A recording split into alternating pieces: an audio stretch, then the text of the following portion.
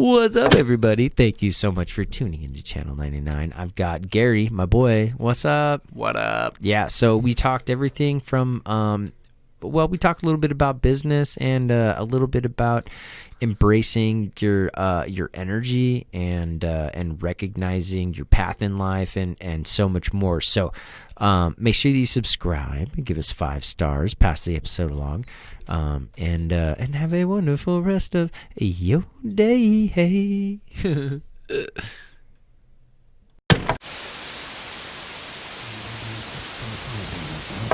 Shut up and sit down.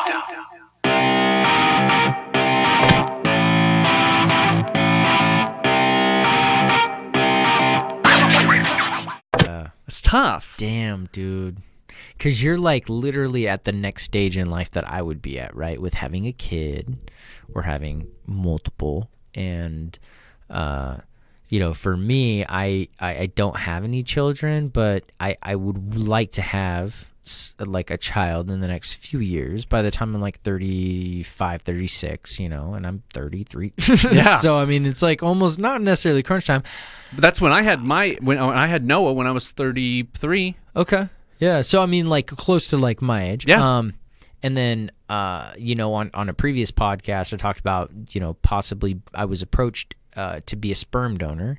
Oh, wow. Yeah. And part of the contract was that I could have like totally, I could be a part of the kid's life if I want to be. No way. No shit, right? How did that make you feel? I was like, Whoa. all of like the blessings with none of the Responsibility. Responsibility. Oh my God, man. That's literally what I was thinking. I was Wow. like, what how else do I put that? Like without offending anybody, but like at the same time, like, and what's crazy is, these women who 100% deserve it because, and I'm not saying they deserve my child, they deserve a child. Mm-hmm. It's a couple, 2 women, very beautiful women, inside and out. Like I went and hung out with them.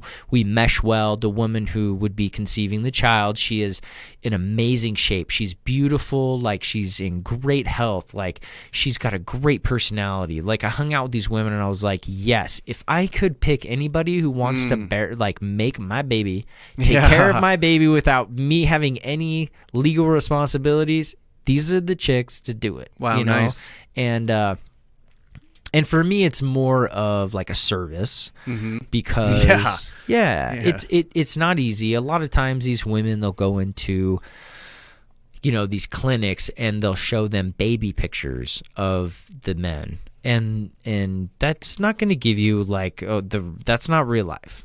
Like, everybody's cute when they're a baby. Get the fuck out of here. And if you're not cute as a baby, well, then sorry, you're probably not going to be donating sperm. Right. Because you're ugly. But you might be the most beautiful man, beautiful woman. Well, nowadays, you never know. Yeah, you could be the most beautiful woman donating sperm. We don't know. But either way, they only show, like, baby pictures, and so I was actually a referral through somebody that I had no clue would ever refer me for anything.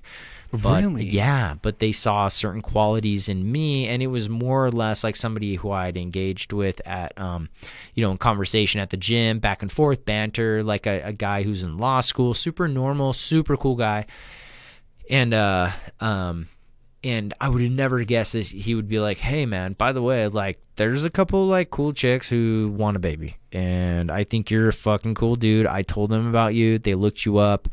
And they think you're probably, like, cool enough to make a baby. So, oh, my God. So he's like, hey, let's set this up. And if you guys, like, have fun, or you guys, like, kick it off, and they think that you're, like, a viable candidate, then that's cool, man, because I get paid for that. At the end of the day, I get paid to jerk off in a cup. Oh, my God. What happened? What ended up happening? Well, I jerked off in a cup. Yeah. Yeah, but so right now, I did, which is crazy, I did my sperm count, right? Yeah. I don't know if I should probably really get into this with everybody, but let's just say I surpassed their expectations by... Fucking triplets. By 15x. I'm trying to divide my number, but by the highest number that they expected it that they would accept. Wow, nice job, champ. Because it's between like a certain number per Yeah. milliliter and like a density ratio, right? And it's like so many swimmers per milliliter, and like they expect, you know, so many million versus so many million. Well, I surpassed that by like 15 times. Wow. Yeah. So I guess like shout out to every girl who's on birth control. Yeah, shout out to all my ex-girlfriends. Your future baby mama out there. Oh my god. But Who you know what I've knows? seen like on Someone's social waiting. media? I mean, you're so good with your nieces and nephews. I try Yeah. because I can just give them back. But here's But the they thing. love me, and I love those children. They are so fun. Right. Yeah, I wanted to do like a kids say the darndest things That'd be cool. podcast. Yeah, That'd be great. but my family isn't really. They just I don't really hang out with my family. I have like 20 fucking kids in my family that we could interview between all my siblings. Probably not that many, but like 15, and there's only been one that's been interested and been like, hey man, hey, let's get like my kids over, let's do a podcast. And I'm like, yes, let's do it. But that's not enough for like a Yeah, like no whole way. season. You need a plethora of kids. I need a ton of kids. Yeah. So you got kids. Do Yeah. they talk well? Oh yeah, very well. Do you want to bring them on? And you oh want my to you gosh, want to that'd be interview your so kids? Cool. Come yeah, interview your kids. that'd be They would great. love this, yeah. dude. Oh, they would love Dude, it. they would see My themselves on daughter. TV. Oh my god, They would freak they would out. flip out. We pretend like they're on Netflix. Oh We'd be yeah, like, you're on Netflix. They want to be. They want YouTube channels. We'll just tell them they're on Oh YouTube. yeah, 100%. Oh, dude, and they'll freak out. Oh, that's cool. Bring your kids on, man. Oh, I We'll- will for sure. Off mic, we'll chat. We'll Hell figure something out. yeah. That'd be so much fun. I'll tell you what though, there's no, and this might sound cliche, but there's no greater sense of love than to have your own child. Sure, I 100% believe that. Yeah, it's like nuts. there's no way that I don't think anybody can debate that. Yeah. You might have an amazing dog, but your dog doesn't tell you I love you, Right. like verbally. And give you a hug. Yeah, The hugs that just melt your they fucking double face up on off. it. A dog can snuggle you and it can lick you, but it's not going to be like, yo, dad, I love you, and then like rub its face in my face. Not going to happen. A, because Ada's a bitch, and B, I love that though. But I'll tell you what, I don't know if a dog will piss you off as much as a kid either. True. Man, those motherfuckers, sometimes you just want to punch them right in their face. And you can't even lock them in a box. Oh, yeah. You know what, though? Man, I've got a great idea for you. I got a funny story for you. Kid Crate. Kid Crate. Oh, It's a product I've been working on because I know you're into products. Kid Crate. Wow. So imagine this, okay? Infomercial. Mom, frazzled hair, kids running around in the background, hasn't had a date night in God knows how long, okay? Kid Crate. Next frame, beautiful hair, looking great. She's like, oh my God, I haven't felt so good in years. Kid Crate in the back. Big dog crate for kids. You got a little hamster. I was water just going to thing. say water thing. Yes. Yeah. Cheez-It dispenser in the back. A little tuft of hay. So you can go out on date night. Don't have to hire a babysitter. Just throw them in the Kid Crate. Yeah. Let them take a shit on the tuft of hay. Yeah, totally. Oh, and then the upgrade, you can get little tubes, connect it like a hamster cage, And they can Oh, yeah, go get a little between wheel in rooms. it. That's a $1 billion idea. Baby bulletproof vest. Are there any groups out there that would like be anti that? You wouldn't think so, right? I don't care. I don't care either. I don't care. Because you're going to make $1 million. Yeah, I like controversy. I love it. It's Yeah. because controversy sells. Exactly. Yes. And what parent isn't going to want a Kid Crate? Dude, you could literally, because they do it for their cats, right? Right. Why not do it for your kid? Right. If you love your cat enough to create like a bunch of tubes and a loving, little like scratcher? environment. Yeah, get your kids a scratcher. Yeah. Get your kids some tubes. Let them crawl between rooms. Put them in there all day, Yeah. No need for a nanny anymore. Exactly. Kid Crate. Going on a road trip, lock that fucker in the hitch. And now you're not dealing with kids. Are we there yet? Now they're sleeping in the back in the Kid Crate. They're asleep. Dude. And then you put a little NyQuil in their in their water dispenser. There you go. And just They're out. then you can game. They're out. You can hang out with the wifey. Oh yeah. Yeah. Wow. Genius. Dude. Full of them. Well, full of ideas. You know, we live in a country where we can capitalize on that, because there is most definitely a need, and where there is a need, there's a way. For sure. And we can make a way for that. Oh, yeah, easy. I mean, we already have the raw materials. We'll just sell kits. We'll sell kits. Oh, yeah. That's literally what it is. We'll call it like... Put it together. Yeah. What do you call it again? Kid crate. Kid crate. And it'll be like Kid crate entry package, and it's just a giant fucking box. It's just a dog, with a dog bowl and an excessive looking Kid crate basic hamster water dispenser. Yeah. And then you can get all the accessories. I mean, it's a $1 billion idea. Totally. Yeah. Random fact of the day, when I was a kid, we were talking earlier about, you know, being entrepreneurs at young ages. My brother was selling rocks. We were mowing lawns. I also had a bunch of mouse cages, and I bred mice, and I sold the pinky mice. Shut up. Yeah, and I would sell the pinky mice at a nickel a pop to the pet store for their snake food. And I had like 3 cages going around, and these things fucked, right? It was like nonstop, just like fucking boom, boom, boom, boom, hundreds of these things. So I was making like $10-15 a week because these things were just popping out. Just popping out, dude. The problem is like, if you didn't keep them fed, and this never happened with me, but if you didn't keep them fed, they just start eating the fucking babies, you know, like, because if they got hungry, like, what are they gonna eat? The most vulnerable thing. They'll just start eating all the pinkies. Yeah. I got a hamster for Christmas once from my aunt, and lo and behold, that fucker had babies. No, yeah. Yeah, and then ate them all.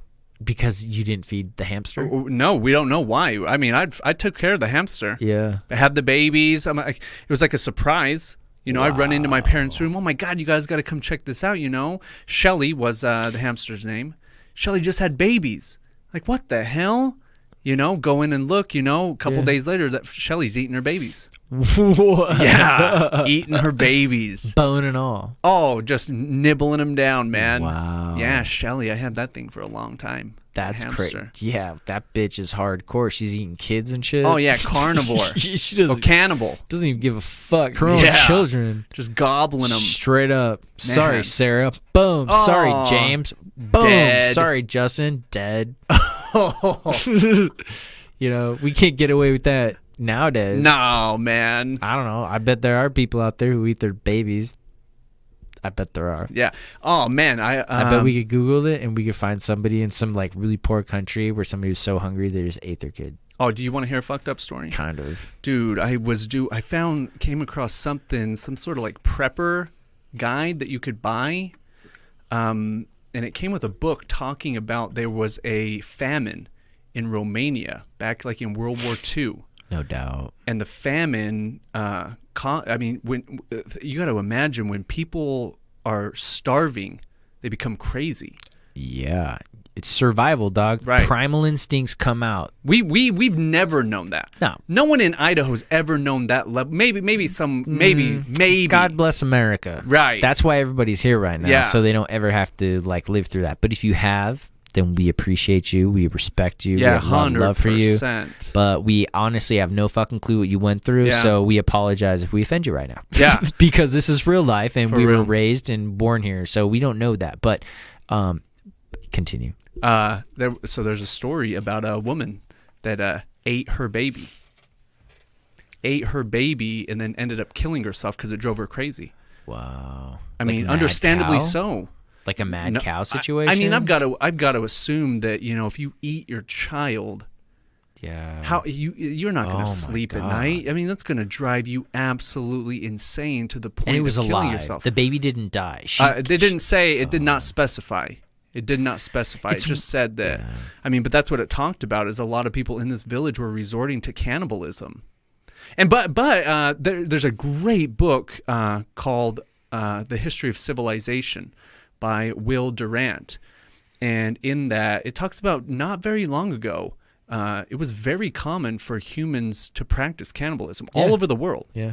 In fact, like most older people, when older people died, ate them up. We'd eat them. Wow. And not very long ago. Humans have very short-term memories. culturally, like what we've done. I mean, it's only been, but a couple hundred years that we've really advanced to the level that we are today. Before that, I mean, shit was couple hundred years. I'm talking probably like 50 years, dog. When was the first microprocessor created? In the 50s. Right. Yeah, even we've been around that's for a good like point. 70 years. 1920s. Shit was. I would not want to go back. 50s, dude. Literally the 50s. All the alien technology that came out.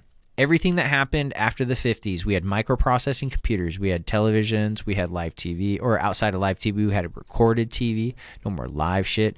We had jet engines, propulsion, we had lasers, we had night vision, we had Kevlar, like bulletproof vests. Everything after Roswell, literally, the 50s is that was when the 50s. That is the when atomic man age, right? evolved. Wow. Literally, the atomic age. Exactly, dude. Right on point, man. Yeah, very interesting. So when we talk like modern day, think about we got to the moon in less than so many years, right? Mm-hmm. And how long has man, so we've been told, been here? Maybe tens of thousands, maybe 10,000 years, 12,000 years. I don't know. What do you think? I think that we are not the very first intelligent species on the planet. The only reason I see that is because if you look up out of place objects online, you'll find like wheels that are like miles down in coal mines and coal shafts, right, that are, the only way they could be there is 300 plus million years ago they were there, and coal literally solidified and like grew around it. It takes hundreds of millions of years for coal to do what it does, to turn into coal. Yeah. And when you have like those, right, and then you've got, Tutankhamun, like his dagger is not from this earth. The iron that's in there is not earth, but it is, they're like, it's either like from a fucking alien or it's from a meteorite that just crashed. So if somebody figured that shit out, I don't know what's right, but either way, somebody found a meteor and created some badass fucking knife, and this is like legit, like Tutankhamun, like King Tut. Yeah, the dude who had elongated skull and shit. Sure, he might have been an alien. Sure. Well, I think we're, to be honest with you, you strip a snake and throw us in the elements. Do we survive? Do you think like we literally, like we've evolved to where we're at by being naked with no hair? No, we die. People die of the elements all the time. All the time. People, yeah. But people survive. People adapt. People evolve. That's true. We have to. That's the thing about evolution, is that when a species is pushed beyond its limits, it has two choices. You either evolve and adapt to your environment, or you die. And so think about this, because you're obviously into radio and sound and things like that, and in that is our waves, up and down. So can you imagine that consciousness itself goes through waves of up and down, where we become extremely evolved and conscious, almost to the point where we get to where we are now, like a galactic consciousness, where we're like, hey, I'm leaving the planet. And then a large group of us leave the planet and leave the less evolved behind. And we go through these long, long time frames of evolution. There's a great documentary that, because I was just nerded out on the 2012 thing. Since 2006. Mayan calendar. Yeah. Yeah. And there's this documentary by this guy named Ian Lungold, and he talks about how that calendar is really a calendar of conscious evolution. And at the top of the calendar, when it resets, what it really is it is a new consciousness, and that is galactic consciousness. And it is an incredible, incredible presentation. Yeah. It talks about in the beginning, so from a single-celled organism to a multi-celled organism took, let's say, 1 billion years to evolve. 1 billion years. But in that time frame, that level of evolution was night and day. It was huge. But now that same level, that same magnitude of evolution is happening in our time, in our lifetime, in 24 hours. So evolution is speeding up. Consciousness is speeding up to evolve us to these next level of consciousness. Right. So I almost think that, it's in the field right now, because, Elon's talking about it, Jeff Bezos talking about, they're all talking about leaving the planet, intergalactic exploration. What that is, that's telling you that our consciousness, because everything in this outside world is a reflection of our consciousness on the inside world. So that's another part of consciousness that I'm big into, is we're evolving into another dimension of consciousness. The fourth dimension, which is the inner world, because you live in two worlds simultaneously at the same time. You live in this outside world when you're awake, but when you go to sleep, you go into the fourth dimension, which is the dimension inside. But now we're tapping into that. And how do you mean that? So I've been practicing for the past few weeks is Wim Hof, the Wim Hof breathing technique. Okay. And that really gets you into that inner dimension. I mean, the other day I held my breath for 5 minutes. And I was deep into my inside. Eyes closed, this is laying meditation. down. You could consider it meditation. It's a breathing technique where you just get high. Damn. On breathing, just super oxygenating the body. You actually switch your consciousness over to your parasympathetic nervous system. Because we live these high stress lives, our breathing is very shallow. So it's actually putting us in, don't quote me, I believe it's theta brainwave state. So we're always in stress, so cortisol, we've got all these stress chemicals running in our body because we have all this data, all this information, all this stimulus coming to us constantly that we're constantly in fight or flight. But when you get out of that and you super oxygenate the body, you literally flip a switch and you switch on the parasympathetic nervous system. And when you do that with an intention, let's call it, let's say laying down, you're comfortable, eyes closed, and I mean, you can go deep, deep. And so we are becoming more aware of these dimensions that they've always been around. The internet has been around forever. We just weren't aware of it. Once we became aware of it because of the technologies that came before it, then we were able to create it. So there are technologies still in the future that they're there right now. They're already created. Our awareness just hasn't caught up yet so that we can manifest it in the world around us. Does that make sense? Yeah. So the way I theorize it is your phone. Your phone is a physical manifestation of your own superpowers. Your own superpower to communicate telepathically. Because how on earth can you have a seamless conversation with someone in Beijing, China right now from Boise, Idaho? Seamless. No interruption. That's not the phone. That is, you are having a telepathic conversation with someone. And first, we have to create these things in the outside world to prove it to ourselves that we already have it within ourselves. So even, I don't know if you saw the Joe Rogan podcast with Elon on it, and he's talking about Neuralink.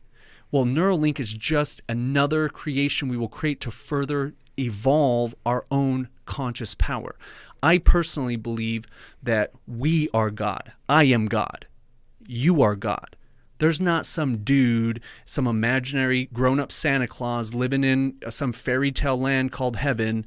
That there is this field of consciousness, and it is me and I am it, and it flows to me and through me, and it is experiencing itself through my own first-person reality. Does that make sense? Yeah. And so the purpose of this thing called life is to simply expand consciousness, to grow it, because the inherent impulse of all life is development, growth, everything around. I mean, I had the very first iPhone, and now iPhone X or whatever, it's evolution.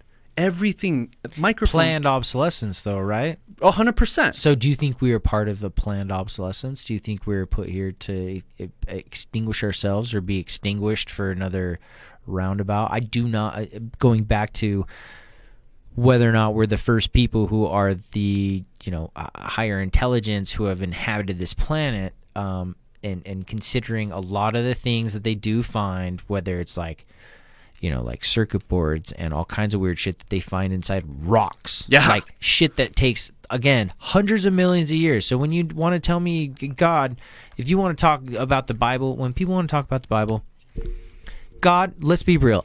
if you want to get down to fucking reality, God created Eve from the rib of Adam.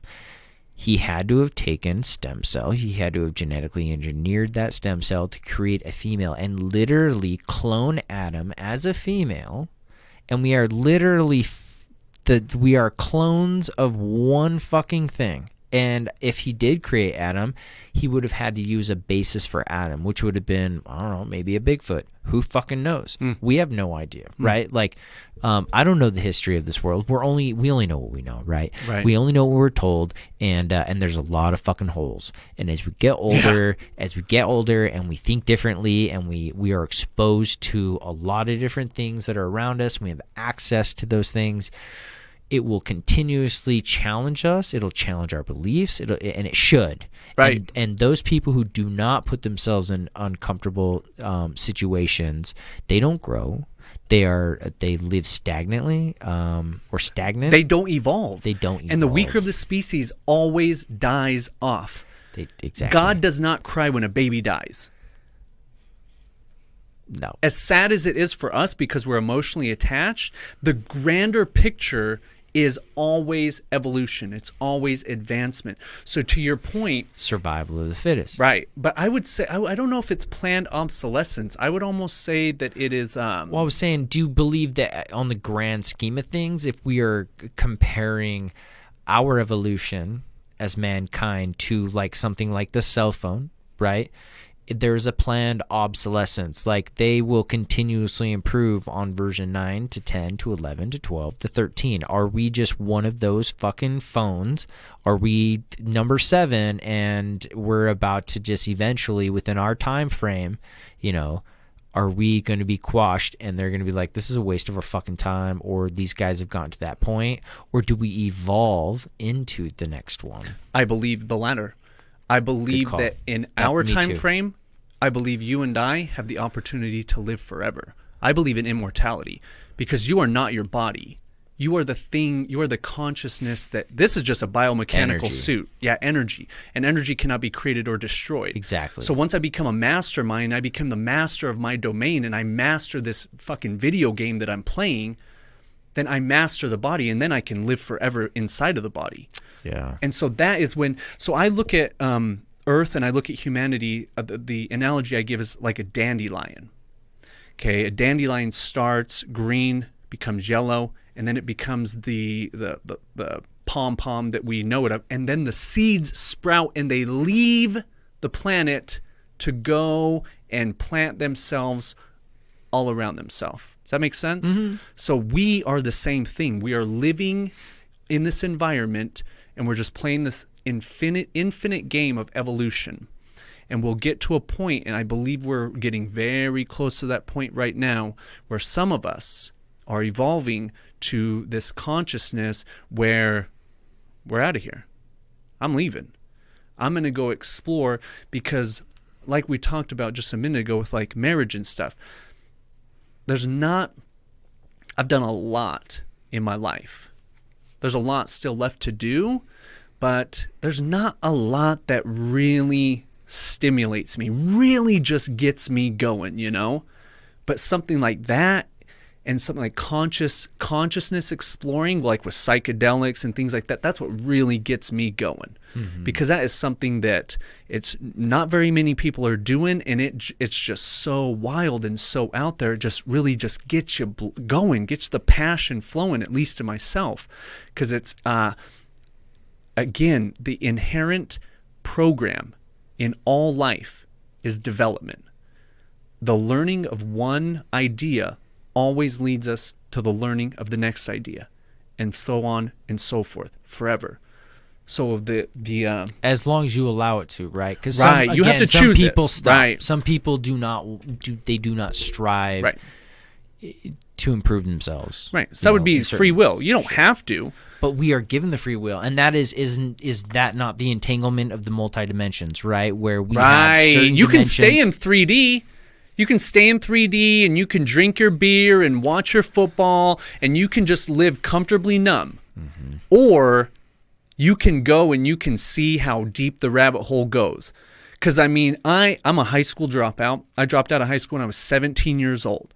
I became a mechanic. So I was always just really good with my hands. My dad managed a mechanic shop. And so at 17 years old, I went and worked for him. When I was 19 years old, he and I started a semi-truck repair shop in Salt Lake City. And I thought I was going to be a mechanic forever. I thought my destiny was laid out for me. I grew up in Salt Lake City, so I grew up in a very black and white Mormon religious culture. Do this, you're going to heaven. Do this, you're going to hell. Right. Control and fear. Control, fear, control, fear. And so I just thought, well, this is my destiny, you know, like a fucking robot, you know, boom, boom, boom, boom, boom. And then when I'm 25 years old, just depressed, suicidal, and I owned a house. I had some good friends that lived with me. And one of my friends comes to me one day and says, oh, I've been smoking cannabis. And I was like, oh, yeah, all right. Well, thanks for telling me, you know, no big deal. Yeah. A week or two later, just hit a all-time low, you know, just wanted to be dead, had no purpose for living. And so I went to him, I was like, hey, I want to smoke with you. And I was 25 years old. I'd smoked once before when I was in junior high, but it really didn't do anything at all.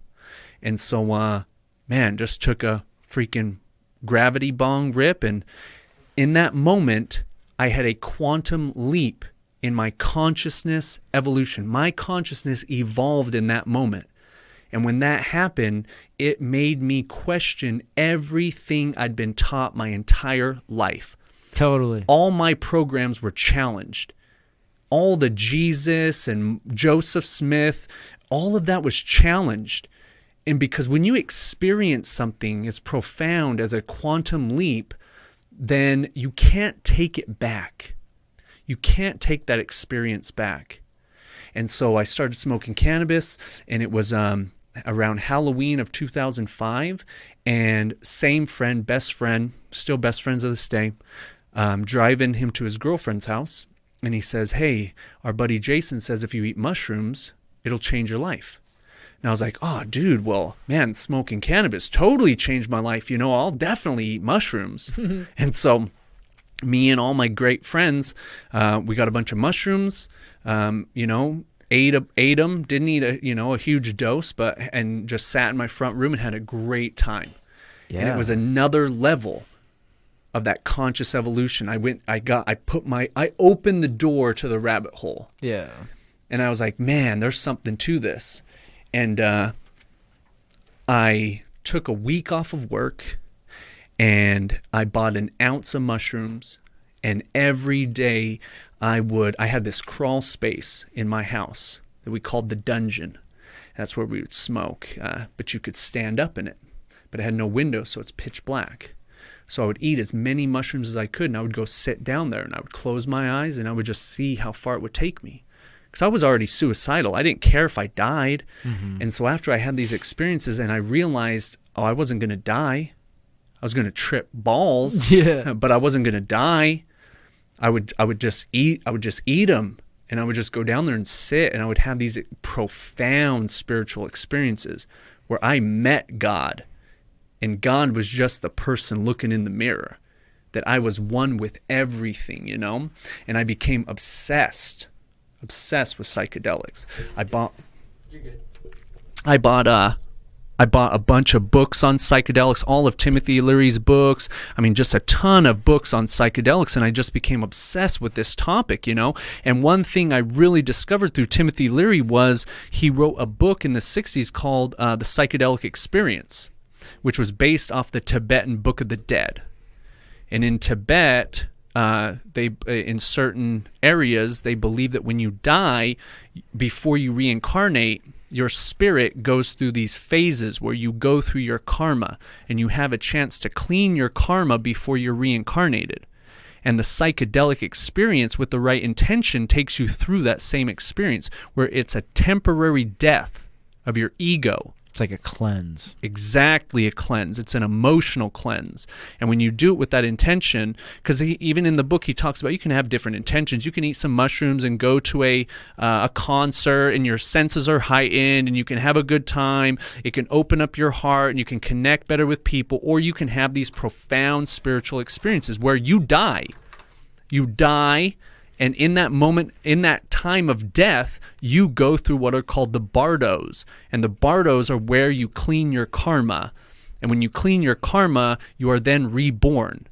And you're reborn a different person because you've now released that energy that you've been holding on to. Can you imagine, and I don't know your story too much, but can you imagine someone, even like your friend that you told me about earlier, is someone that was, sexually abused or something? I mean, even just talking about that just really just makes me feel for people like that, But can you imagine going through your entire life, with that burden and carrying it with you? That'd be terrible. Terrible, right? And he expresses that, I feel it right now. Yeah, he talks about it. It's very sad. It's very sad. Can you imagine being able to clean that and letting it go, right, and forgiving it and moving on? Well, when you die, can you imagine the level of gratitude and compassion and unconditional love that you would develop from dying, facing death, and being reborn? Can you imagine? No, that's like way too intense, to be honest with you. It is intense. It's way too intense. I couldn't imagine that. Like, I've heard stories, but I just know that it's like it has to be an experience beyond anything. Right, because I would assume that it's not only physically enlightening, like your body probably feels at ease and you probably get this rush of endorphins as you're passing on, but as your spirit passes on, I believe, it's a whole nother experience. So it's like a consciousness enlightenment, right, or a conscious enlightenment, however you'd say that, I guess. Yeah. Well, I know I've died a lot. Damn. Countless times. I mean, I shouldn't say countless. I could definitely count them. I mean, probably less than 100, but probably more than 25. Damn. I mean, I've been to the jungles of Peru and drank ayahuasca with shamans, and you die. That's true. You are dead for a period of time. I mean, 6 to 8 hours. And right? Reborn. Yeah. Reborn. And Timothy Leary says this in his books, is the worst thing that happens in a psychedelic experience is you come back exactly the same person as you left. It's crazy. But in those experiences, the chances of you gathering so much, just downloading, having this experience, it can change everything. Mm-hmm. And in all of those experiences, that's when just gathering, because that really just set me on this whole path of evolution, and I've just gathered this data. It's almost like I haven't gone out seeking it; it's come to me. Like the Ian Lungo, the 2012, all this different type of stuff, the things that I'm passionate about, and the things that I'm pulled towards, they're finding me. I'm not finding them. Like, it's almost like I need to find them, because my purpose is to share this information. My purpose is to help other people. I mean, just this year alone, I mean, the past few weeks, the relationships, brand new relationships, even the one that we are developing right now. I mean, I can't tell you how many people are in parallel looking for this information. I mean, for me, at least, like on my social media, just psychedelics they're coming full circle. Mm-hmm. Microdosing, all kinds of stuff. For PTSD. Yeah, I was just going to say that. Yeah. Huge. Yep. It is making... Wasn't it clinical studies going on right now? Am I right? Oh, for MDMA. Oh, MDMA. I was thinking it was for psilocybin. Psilocybin? Psilocybin. Yeah, so psilocybin, it's a tough word. Yeah, psilocybin. It is. They're doing a lot of that. There's a phenomenal documentary about some veterans that are just really suffering from PTSD, that are going down to South America and working with these shamans and having miraculous results. Mm-hmm. Miraculous. And so I see that as part of evolution, the bigger picture is what we really are, is we're evolving out of at least a 2,000-year-old phase. And this kind of goes along with like astrology, these phases of the zodiac. We're going out of one phase of the zodiac, and that consciousness is that of scarcity. where we believe as a planet that God, the universe, Allah, Buddha, whatever you want to believe in, has only created a finite amount of resources. And when you believe as a people and as an individual that there's a finite amount of resources on the planet, the byproduct of that is greed, corruption, manipulation, Fear. 100% fear. All of those things that we can see right now is going on around the world. But my focus is we are evolving into an age of abundance, where we are realizing slowly but surely that this world and God, or whatever you want to call it, that is created in infinite amount. In America alone, we throw away more than enough food to eradicate hunger on the entire planet. In America alone. So the solutions are already here. The consciousness just has to evolve to the point where we as a people are thinking, oh my gosh, we're throwing away this food. Why aren't we just giving it to other people? Mm-hmm. Why aren't we just feeding everybody? So it's slowly but surely happening. It's the things that we are evolving into and that are happening with automation, artificial intelligence, robotics. Most people do not see it coming. They don't. But it's already here. It's already here. It's already here. It is. I'm going to take a quick pee break real quick. Oh, yeah, is of that course. Cool? Oh, and of then course. take an intermission. Yeah. Because this is really interesting, and I want to talk about this Nice. right after the break, like literally right now.